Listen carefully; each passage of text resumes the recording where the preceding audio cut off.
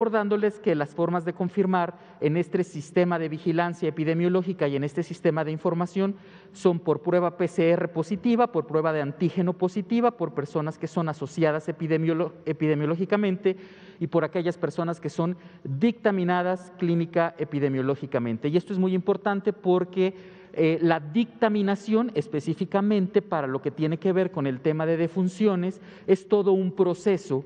Y aquí se ocupa mucho el tema de especialistas y profesionales que desde lo local, en diferentes hospitales, en las más de 240 jurisdicciones sanitarias del país y a nivel estatal, se coordinan grupos que permiten hacer después de la revisión de los expedientes y se obtiene una revisión de los resúmenes clínicos, se obtiene esta parte de la dictaminación.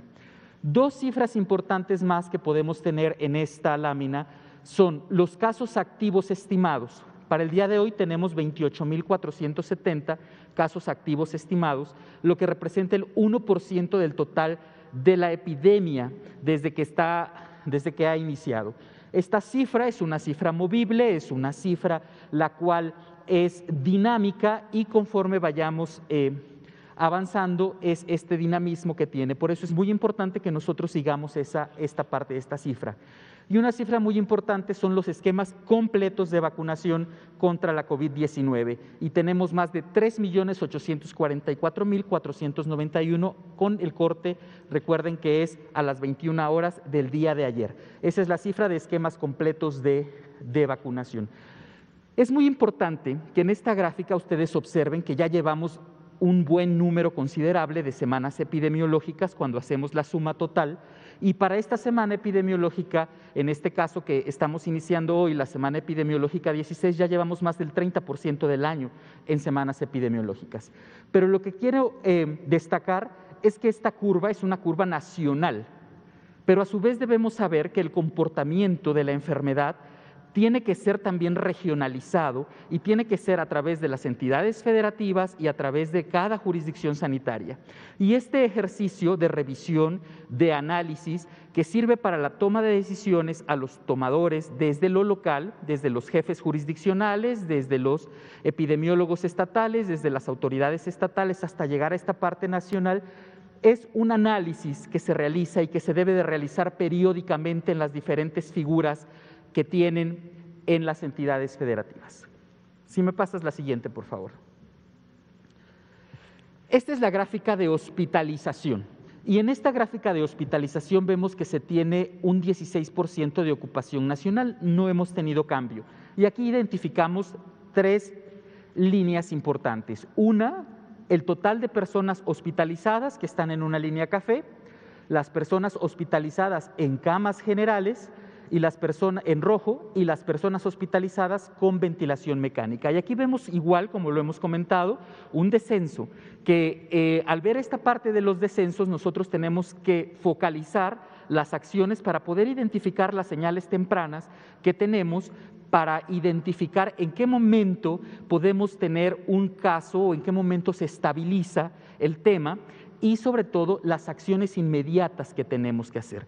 Posterior a un año que ya conocemos cómo se comporta la enfermedad en el país, cuáles son los signos, cuáles son los síntomas, cuáles son las medidas que hemos insistido y aquí es muy importante el fortalecer las medidas que hemos nosotros dictado y las medidas que nosotros hemos compartido y que queremos que la población las haga un hábito. Porque en estos periodos de transición, ustedes lo han visto, es importante que estas medidas se conviertan en un estilo de vida también para las poblaciones y sobre todo en la comunicación de riesgo efectiva hacia la población y sobre todo en las poblaciones educativas y en los menores en nuestro país para que crezcan con todas estas medidas y les apoye mucho para su vida. La que sigue, por favor. En este mapa de la República Mexicana es muy destacable el siguiente dato. Tenemos 32 entidades federativas menores del 30% de ocupación en camas para hospitalización general. Esto significa que ninguno de los tres anteriores indicadores donde teníamos e identificábamos y focalizábamos, estamos hablando de camas generales, en toda esta red de hospitales que reportan a la red IRAC, No existe en este momento ninguna entidad que tenga más del 70, ni entre 50 a 69, ni entre 30 a 49. Todo el país está con menos del 30% en ocupación. Recordando los totales, camas totales generales que son de esta red de hospitales que reportan, son 30.388 camas totales, tenemos 25.854 camas disponibles y tenemos 4.534 camas ocupadas. Esto es muy importante porque en este momento todas las jurisdicciones, todos los hospitales que pertenecen a estas jurisdicciones, todos los servicios de salud estatales focalizan las acciones concentrados en este menor del 30% y deben de seguir, muy importante, de acuerdo a los registros que se tienen, cómo va el comportamiento de camas generales. Siguiente diapositiva, por favor. Vamos a ver ahora la disponibilidad de camas para hospitalización con ventilador, recordando lo que significa la utilización de un ventilador en este país, la asistencia mecánica a pacientes graves. Y tenemos que solo tenemos una entidad federativa entre el 30 y el 49% que está reportado para el día de hoy, con corte al 18 de abril, que es el estado de Chihuahua. Y tenemos 31 entidades con menos del 30%. Y aquí, bueno, destacamos todo el labor que se hace y que se hizo a lo largo de todo el comportamiento de esta pandemia, recordando que esto aún no acaba, que debemos de estar muy focalizados. Ha sido una epidemia muy larga y muy desgastante para el personal también de salud que está día a día en la parte de la batalla. Y tenemos un 18% de ocupación nacional. Esto significa en números totales, el país de estos hospitales que reportan a esta red Irak, el total del universo son 10.239 camas totales, existen 8.434 camas disponibles y actualmente hay 1.805 camas ocupadas distribuidas en las 32 entidades federativas. Esto es parte del componente técnico referente a el comportamiento de la vigilancia epidemiológica.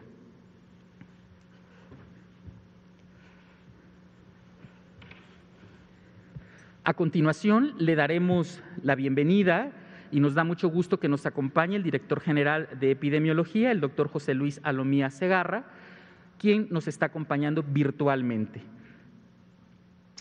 Muy buenas noches, estimado doctor Zaragoza. Muchas gracias por la presentación y actualización del componente técnico. Un saludo también a las y los periodistas que están en este momento ahí en Salón Tesorería de Palacio Nacional, y un saludo obviamente también a todas las personas que nos están sintonizando y siguiendo en esta conferencia de prensa.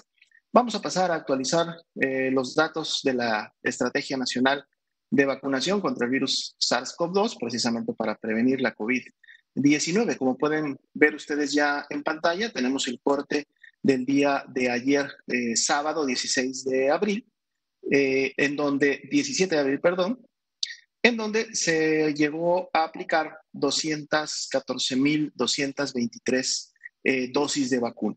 Ayer hacíamos notar que la semana que cerró el día de ayer es la semana en la cual se había logrado días consecutivos con las mayores cantidades de dosis aplicadas por día, 4 días consecutivos de más de 500.000 de dosis aplicadas. Y por esta misma razón es que la semana que acaba de terminar o que terminó el día de ayer, pues prácticamente es la semana en la que más vacunas se han colocado, siendo estas solamente un poco menos de 3 millones de dosis aplicadas en una sola semana. Esto refleja obviamente el esfuerzo que se está llevando a cabo por toda la estrategia Correcaminos, el esfuerzo que están haciendo también las entidades federativas, quien tienen a su cargo la coordinación para la logística local, las diferentes dependencias federales, incluidas las Fuerzas Armadas, que contribuyen con la distribución puntual y eficiente de las dosis que van llegando a la Ciudad de México, principalmente en su gran mayoría.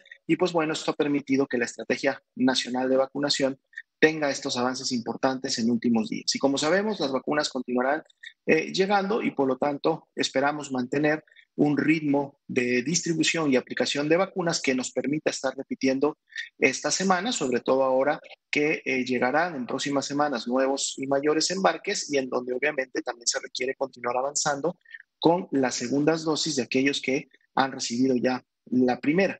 Si vemos la siguiente diapositiva, actualizamos entonces con estas más de 214,000 dosis del día de ayer, pues bueno, actualizamos el total también acumulado para el nivel nacional, ya son más de 14,240,000 dosis que se han aplicado hasta el momento y pues bueno, podemos ver en la línea cómo continúa subiendo en una diagonal ascendente y esperamos obviamente que se mantenga en ese ritmo, que se mantenga en esa velocidad, lo cual será señal de que continuamos con una muy buena cobertura.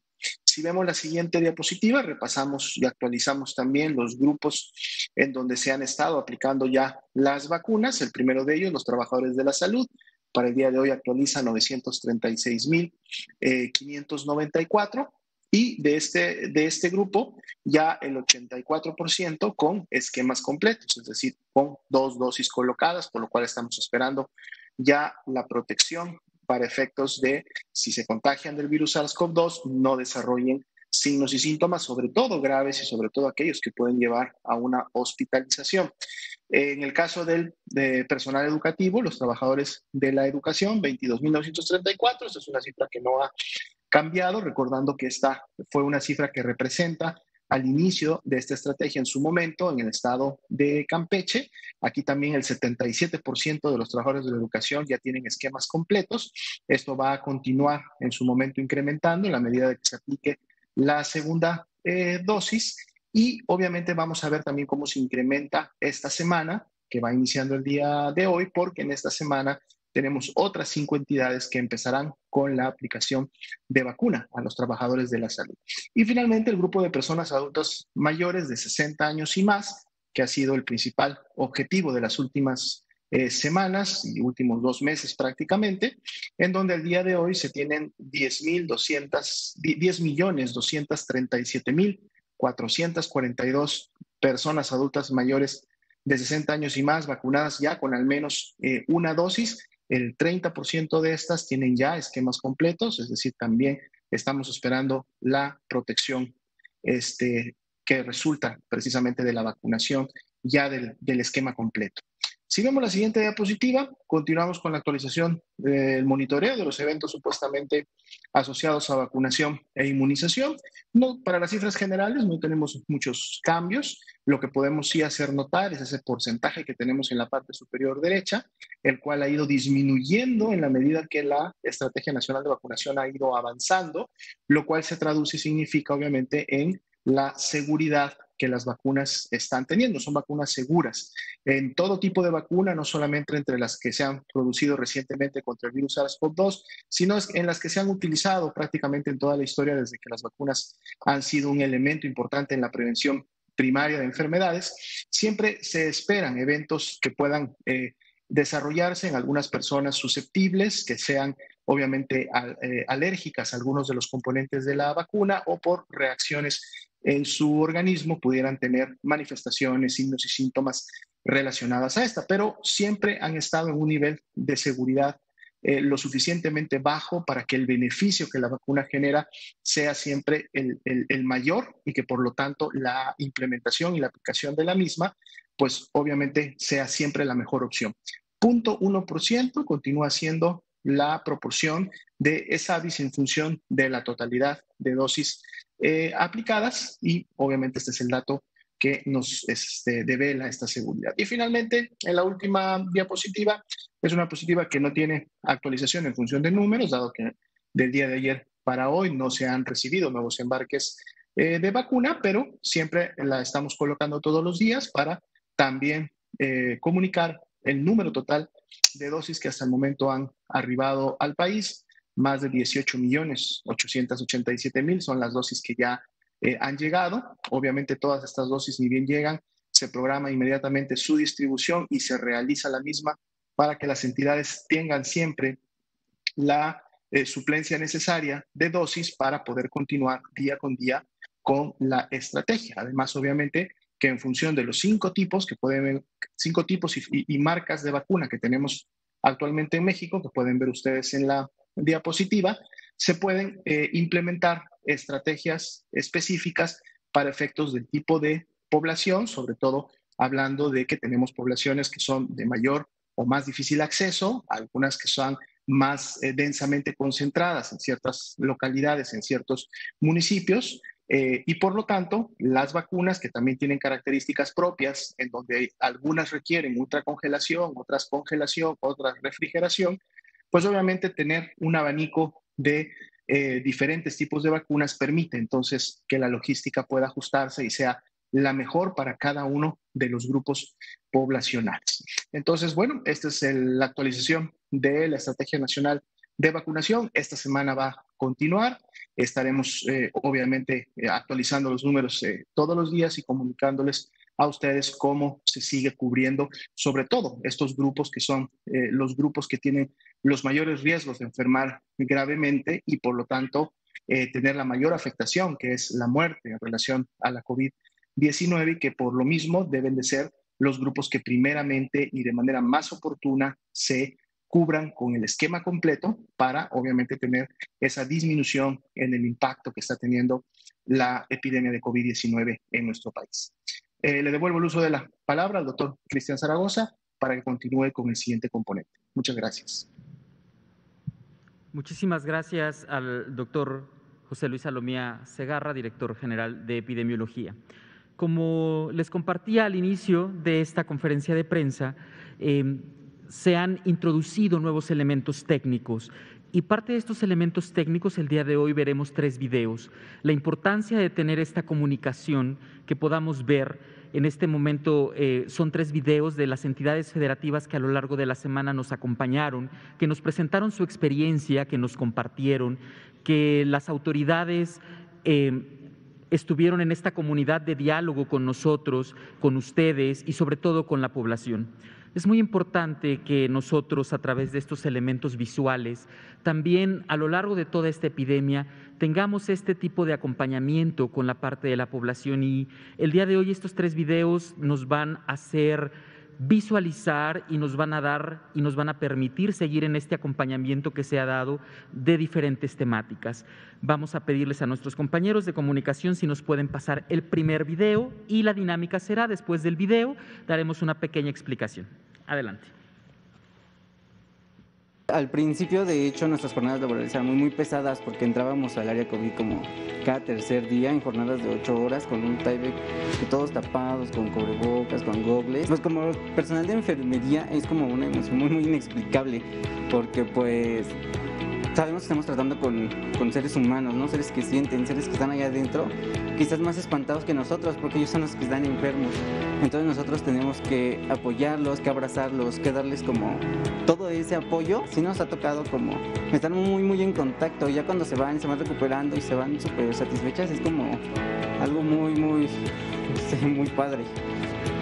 Pues al principio era muy complicado porque como le comento, no sabíamos a qué nos enfrentamos, no sabíamos si llevábamos el virus a nuestras casas o no. Entonces ya ahorita con el tiempo es como un poquito más tranquilizante, ¿no? Saber que ya somos vacunados, el personal de salud ya estamos vacunados, que ya hay como métodos para lavarse las manos, usar jaboncito, usar alcohol gel y pues nuestro cubreboca en todo momento, ¿no? Que está en nuestras casas. Porque pues nos han dado como el equipo indispensable, nos han ayudado, nos han preguntado de hecho si estamos bien, si nos sentimos bien. Cuando estamos dentro del área, nuestras jefas y nuestras supervisoras vienen y preguntamos si necesitan algo, si nos estamos sintiendo bien o qué es lo que nos falta. Pero sí ha sido muy favorable para nosotros. Sí volvería a elegir enfermería. Es como puede ser muy desgastante a veces, pero es muy satisfactorio poder ayudar a la gente que lo necesita. Y si nosotros podemos ayudar a esa gente, pues para eso estamos.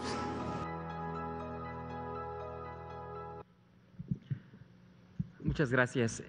Pues en este video nosotros podemos observar específicamente, si lo vimos con mucho detenimiento, el tema tan importante que ha sido y el apoyo del personal de enfermería. Vemos cómo nuestro compañero de enfermería platica, narra su experiencia vivida y esto nos recuerda desde las primeras notificaciones que se realizaron a través de la Organización Mundial de la Salud de lo que estaba ocurriendo en Wuhan, China, y cómo fue que después de estos casos, de aquella neumonía atípica que se notifica en el año del 2019, surge y va saliendo del país, como originalmente estaba en Wuhan, sube a otras provincias, a otros países cerca de la región, hasta que llega a América, en este periodo de importación viral. Él decía, estábamos a la expectativa de cómo estaba llegando en este tenor, y definitivamente, hablando específico del tema de enfermería, de un pilar fundamental en la parte de la salud pública, de un pilar fundamental en la parte de la atención médica, cómo esta calidad humana y calidez en la parte de la atención hacen este acompañamiento a todos los pacientes, desde el área COVID hasta los pacientes que están en área no COVID y otros pacientes. En específico, creo que es muy importante que destaquemos toda la labor que han realizado intersectorial de todas las dependencias para poder fortalecer y para poder contribuir. Hemos visto también las experiencias de éxito de muchos hospitales y recuerdo algunos compañeros de enfermería que se convierten en el familiar en ese momento y en la persona y en el lado tan humano para estar con estos pacientes. Muchos de ellos son portadores de las noticias también a los familiares. Entonces, definitivamente lo que comenta el compañero es una figura básica, es una figura totalmente importante y sobre todo también es muy loable toda el trabajo que ellos han realizado a lo largo de esta epidemia en nuestro país. Y si bien aquí se maneja una parte hospitalaria, no podemos olvidar todo lo que se ha realizado y lo que ha trabajado por parte de todos estos compañeros en la parte rural, en la parte semiurbana. Han sido realmente una fuerza sumamente importante para poder ir saliendo adelante de este problema. Pues, ¿podemos pasar al segundo video, por favor?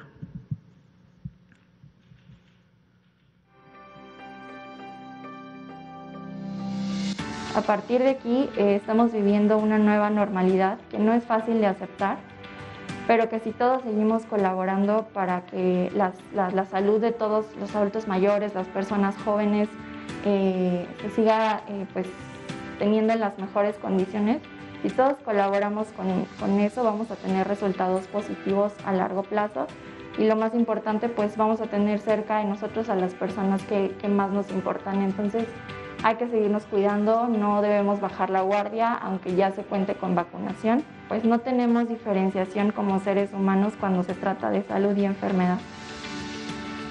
Los pacientes son muy agradecidos, muy agradecidos y cuando ves todas esas muestras de afecto, te llenan completamente.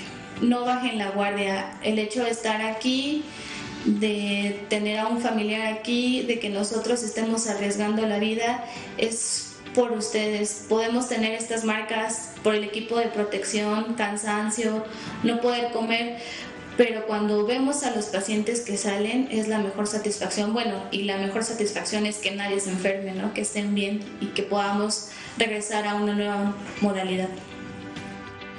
El recibir al primer paciente, creo que independiente al médico que lo estuviera viendo al hospital, nos generó mucha incertidumbre porque sabíamos que a partir de ahí todo se venía. O sea, era una ola que ya no iba a poder pararse.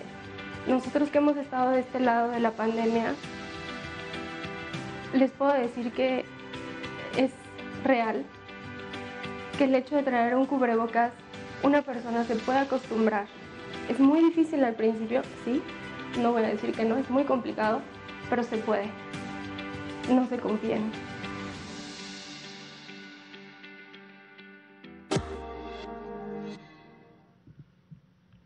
Muchísimas gracias.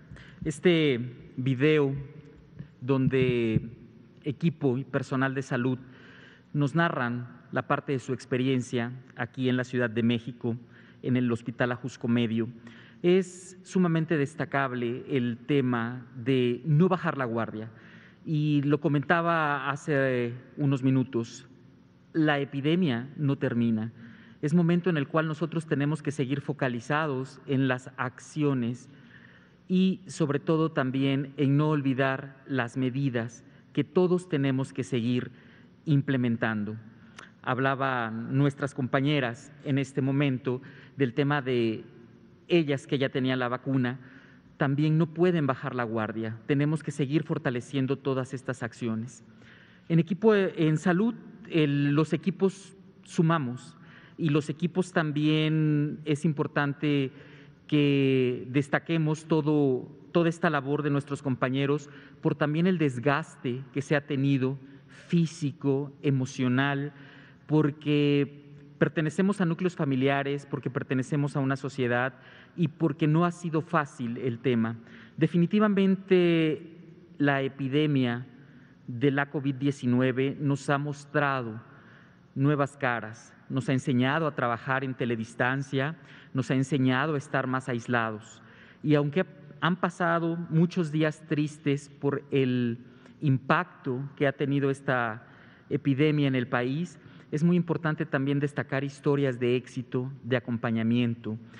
El tema de los equipos de respuesta y sobre todo también el tema que tiene que ver, lo comentaba las compañeras en el video, el seguir capacitándonos constantemente en temas que tienen que ver como el equipo de protección personal, y aquí aprovecho para insistir y para que nos ayuden nuestros compañeros de los medios de comunicación a difundir nuestra página de coronavirus.gov.mx, donde también existe una área donde está dedicada a la capacitación y existen varios cursos para personal médico, para personal no médico. Entonces, a través de esta página coronavirus.gov.mx ustedes pueden accesar y pueden tener información, pueden conocer lineamientos de todo lo que estamos trabajando y de lo que se ha trabajado para el pueblo mexicano. Si vemos el tercer video, por favor. Gracias.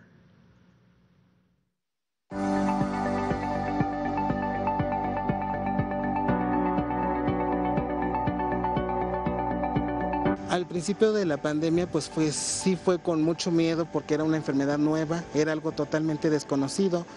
En los primeros meses sí fue días difíciles de mucho aprendizaje, de aprender nuevos protocolos, de tomar las capacitaciones para, como les comento, para evitar infecciones, tanto para el personal como para las pacientes. Pero ya aprendimos a estar de una forma más segura, más consciente y al mismo tiempo más responsable de la actividad para evitar nuevas infecciones, tanto para el personal como para las pacientes que han estado internas, y hasta ahorita hemos recibido el apoyo completo tanto de las autoridades como del personal del hospital. Aquí todos somos seres humanos y merecemos el mismo trato, porque un buen equipo hace un buen resultado. Y el estar bien, cuidarme yo es cuidar a todos, cuidarse de todos es todos estar bien. Agradezco a las autoridades que nos tomaron en cuenta para vacunar al personal de intendencia que trabajamos en el hospital.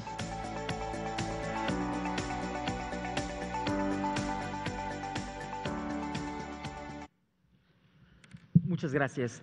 Qué importante es este video del Estado de México, donde nuestros compañeros de intendencia, este grupo tan importante en las unidades de atención y focalizados en ellos por mantener las áreas limpias, por conocer las rutas, por estar en una constante capacitación para el manejo de todos estos desechos, para el manejo de cómo se tienen que hacer las limpiezas de las áreas, es sumamente importante. Bien lo decía la compañera Daniela en el video, en salud todos sumamos, y eso es algo muy destacable. Es por eso que nosotros siempre insistimos, y las entidades federativas sabemos que lo hacen constantemente, una capacitación constante a este personal, y no solo a este personal, sino a todos los que integramos la gran familia de los servicios de salud en cualquier punto.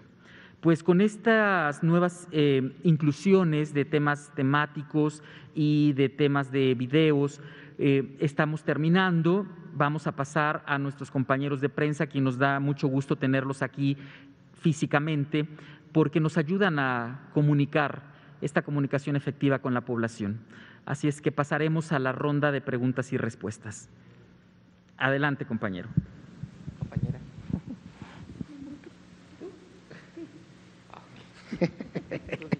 ¿Qué tal? Sí, muy buenas tardes. Juan Hernández, del periódico Basta, de Grupo Cantón. Esa sí una pregunta nada más. Ahorita con precisamente esta baja de hospitalizaciones y de contagios, por ahí vimos ahí en redes sociales precisamente de este centro COVID del Autódromo Hermano Rodríguez. ¿Qué va a pasar con él? Porque ya incluso ya estamos hablando de que ahí prácticamente ya nada más se cuentan hasta siete personas ahí internadas.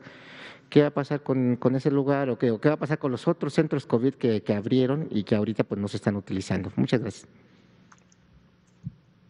Ok.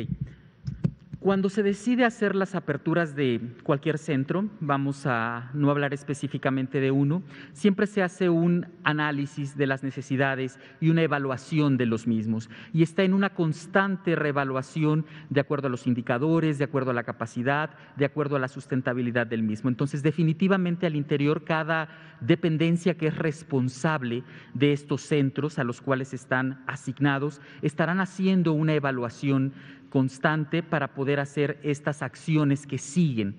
Definitivamente siempre tenemos que estar muy pendientes, lo mencionábamos, de cualquier alerta temprana que pudiéramos tener en referencia para poder ver y hacer las evaluaciones conducentes para poder identificar la permanencia o no de estos centros, pero siempre es importante conocer cuál es el panorama, cuál es la situación epidemiológica. Esto tiene que ver con el número de casos, con los censos diarios y con las acciones que se realizan.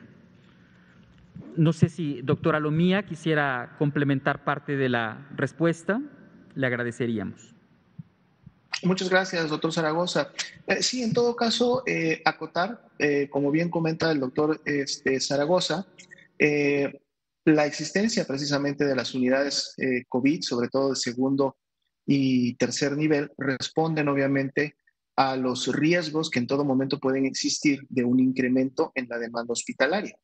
La demanda hospitalaria, sabemos, se incrementa a su vez cuando en la comunidad empezamos a tener aumentos de contagios, aumentos de personas enfermas y estas obviamente, un porcentaje de ellas, de manera general alrededor de un 20%, pueden requerir la atención médica en un hospital.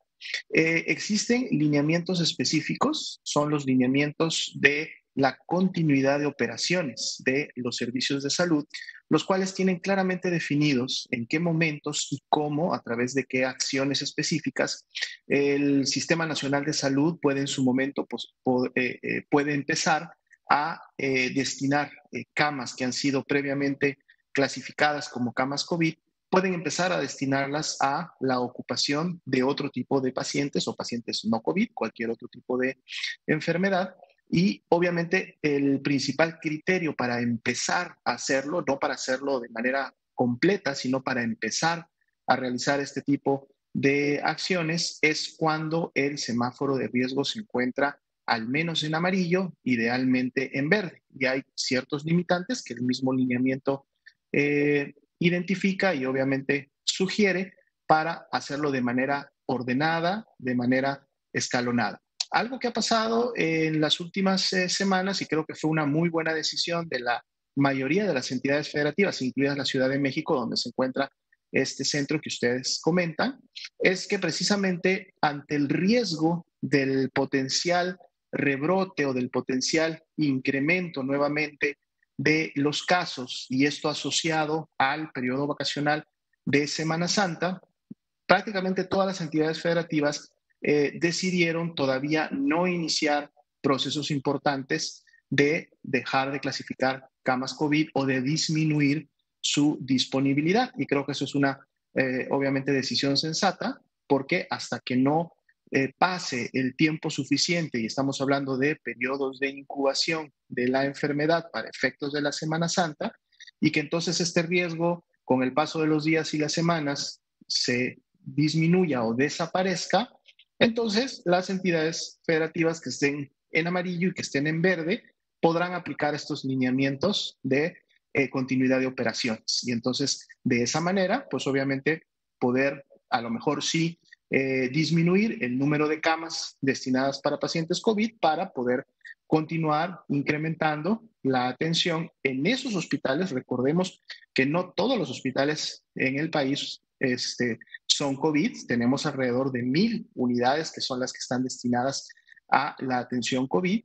Se empiecen a sumar, obviamente, a otros hospitales que nunca fueron COVID y entonces se pueda continuar ofreciendo los servicios de salud. Pero de seguro esto lo veremos en siguientes semanas, como decía, en la medida 1, que no se haya materializado para cada una de las entidades y sobre todo sus municipios estos rebrotes, estos incrementos en la transmisión y que obviamente la evidencia de la demanda hospitalaria continúe disminuyendo o continúe en un porcentaje muy basal que pues no represente un riesgo de saturación. Si eso se mantiene, si eso continúa sucediendo en siguientes semanas, de seguro entonces ellos podrán también disminuir la capacidad hospitalaria para COVID, pero en este momento estamos todavía manteniéndola.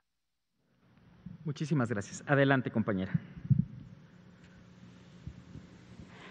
Gracias. Buenas noches, perdón, pero es que no encontraba la pregunta. Y quería preguntar si tienen algún reporte de alguna falla en el proceso de vacunación en Morelos. Nos reportaban que en Cuautla hubo 2 días de vacunación, se agotaron, les dijeron que se habían agotado las vacunas, entonces están un poco preocupados porque no saben si van a tener las vacunas necesarias completas, pues porque no pudieron vacunarse todos los que estaban. Entonces, si tienen algún reporte sobre Morelos y también sobre la próxima vacunación de adultos de 50 a 59, nos preguntan si ya tienen, si se tienen que registrar en la plataforma que se registraron la vez pasada los adultos de 60 o más, si va a ser el mismo proceso o cómo va a ser eso, porque bueno, en principio entendimos que ya está próximo y hay mucha inquietud de qué tienen que hacer las personas para poder tener asignado un día de vacunación. Ok, muchas gracias. Doctora Lomía, no sé si nos podría apoyar, por favor, con el tema de Cuautla, Morelos y con la plataforma para el registro. Sí, con mucho gusto. No tenemos la información, digamos, específica de Cuautla, Morelos en este momento. Sin embargo, es una situación que ha sucedido en otros municipios, en otras entidades en semanas previas. Es decir, que es una semana intensiva, la respuesta poblacional es buena, es suficiente y entonces en ocasiones las dosis que llegaron para esa primera semana se terminan rápidamente, pero eso no quiere decir que se terminó la vacuna y que por lo tanto ya no habrá más dosis para las personas que por algún motivo todavía no entraron en la primera semana o en los primeros días de actividad. Simple y llanamente lo que va a pasar sucedió, por ejemplo, la semana antepasada en el estado de Sonora, donde empezaron la vacunación en municipios grandes como su municipio capital, que es Hermosillo, en donde la vacuna enviada para una semana o programada para una semana se terminó en los primeros 4 días. Sin embargo, lo único que pasó es que para el siguiente lunes ya estaba llegando nuevamente la dotación de las demás vacunas y pudieron rápidamente reiniciar y ponerse al día. Entonces, el mensaje sería, en el caso del estado de Morelos, si esto sucedió o si ha sucedido en algunos otros municipios o entidades federativas, a las personas que no se preocupen si por algún motivo muchas veces hay una sobredemanda en el sentido, obviamente, de que, como ya lo hemos visto también en conferencias y noticias previas, algunas personas suelen ir a demandar las vacunas en localidades o municipios que pues todavía no tocaban, ¿sí? Y esto a veces puede hacer que las dosis programadas para un grupo específico y para una localidad o municipio específico a veces no terminen alcanzando. Pero entonces reiteramos, no se preocupen, van a volver a enviar dosis, todas las semanas se están distribuyendo dosis a las 32 entidades federativas y si usted pertenece a un grupo de 60 o más años de edad y por algún motivo todavía no recibió la vacuna o por algún motivo no se había activado su municipio para vacunación, de seguro esto va a suceder esta semana que estamos empezando, porque recordemos que la población de adultos mayores de 60 años y más debe de quedar cubierta al menos con una dosis antes que se termine el mes de abril, y estamos prácticamente en estas próximas 2 semanas reforzando la estrategia para que esto suceda. Entonces no se preocupe, esté atento a la convocatoria, esté atento a los anuncios de sus autoridades locales, de seguro le van a comentar. Y uno esto con la segunda pregunta, que sería entonces justo en qué momento inicia o cómo va a estar la estrategia del siguiente grupo, que serían de los 50 a los 59 años de edad. En este momento vamos a dejar justo ese tema para el día martes del Pulso de la Salud. Recordamos que estamos ya cerrando o por terminar con la primera dosis de adultos mayores. Hasta que esto no suceda en todo el territorio, hasta que no se hayan activado y se haya distribuido y aplicado al menos esa primera dosis en todos los municipios del país, pues obviamente todavía no estaría iniciando la de 50 a 59. Sin embargo, esto es muy pronto, porque como ya sabemos, lo que acabo de comentar va a suceder ya en las siguientes próximas 2 semanas, si no es que un poco antes. Y a la par de que se estén enviando las segundas dosis para esta población, que eso continuará obviamente durante todavía parte del mes de mayo, a la par se activará la población de 50 a 59 y también recordemos que se activa la vacunación de los trabajadores de la educación en el orden precisamente de entidades que fue comentado la semana pasada. Entonces, de seguro, esta semana, muy probablemente en el Pulso de la Salud o en algunas de las conferencias de esta semana, se estará presentando toda la información que la población requiera para efectos de saber cómo se van a manejar las estrategias para los grupos de 50 a 59 años, recordando también que además siempre hay una recomendación de una estrategia general, una estrategia global que sale desde el nivel federal, pero que finalmente es adecuada, ¿no? Y en su momento tiene modificaciones locales, dado que precisamente las 32 entidades federativas conocen de manera más certera, más cercana, la realidad de sus municipios al interior de cada entidad. Y entonces saben cómo implementar la estrategia de distribución y aplicación de una manera que sea mucho más eficiente para su población. Entonces, todo esto, al igual como ha sucedido hasta ahora, se va a estar anunciando con la suficiente oportunidad. Estemos atentos para este tipo de información. Una segunda pregunta que tiene que ver con, ha habido en estos días mucha información de distintos países sobre cada vez más casos de niños y adolescentes que tienen alguna complicación de COVID por un síndrome inflamatorio, que no sé bien cómo se llama, pero creo que debes saber. Y quería saber si hay esto es síndrome inflamatorio multisistémico. Quería saber si han detectado algo así en México y si hay alguna cosa que nos puedan actualizar del tema de COVID para niños y niñas y adolescentes.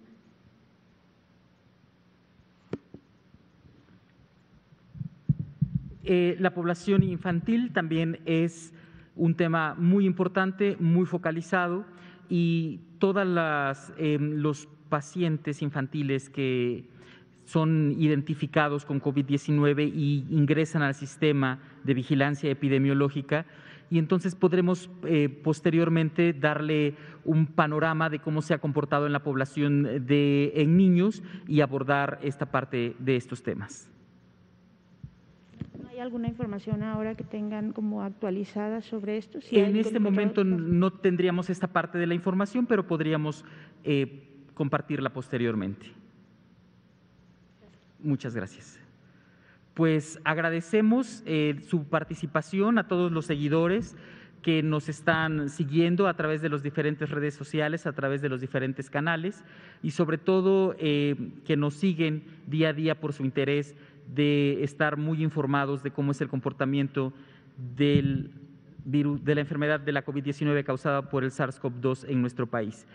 Pues siendo ya las 19:49, damos por concluida la conferencia vespertina del día de hoy, 18 de abril del año 2021. Muchas gracias y buenas noches a todos. Gracias.